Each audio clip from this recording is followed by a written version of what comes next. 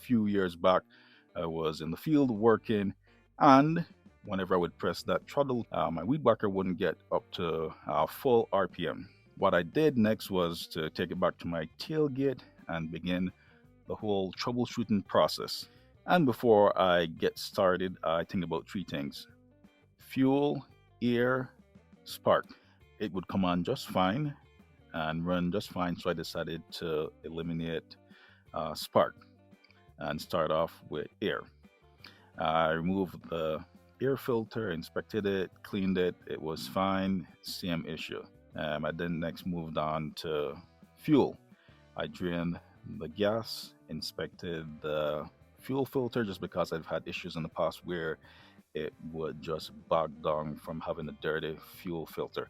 Fuel filter was fine.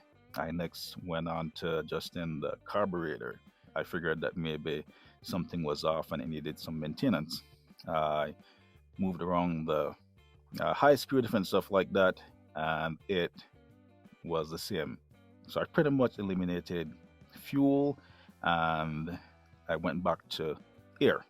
I then removed the spark arrestor because I've had issues in the past where the spark would get carbon buildup and would cause similar issues.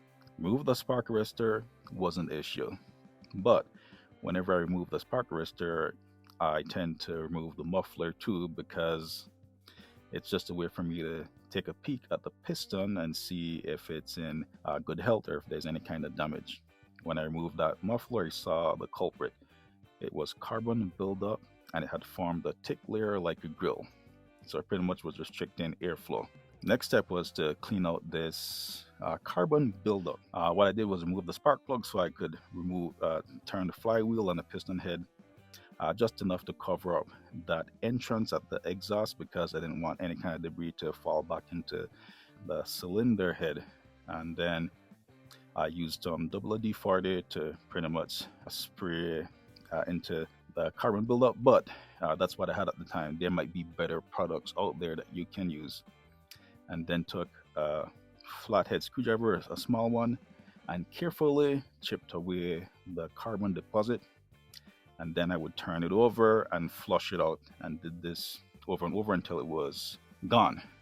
I assembled it back together and it ran like new.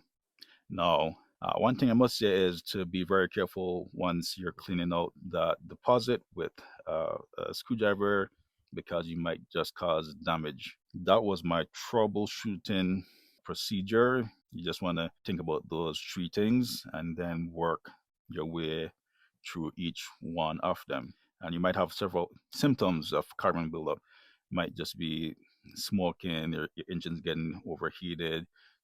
For me, the main one is usually where it's not getting up the full RPMs.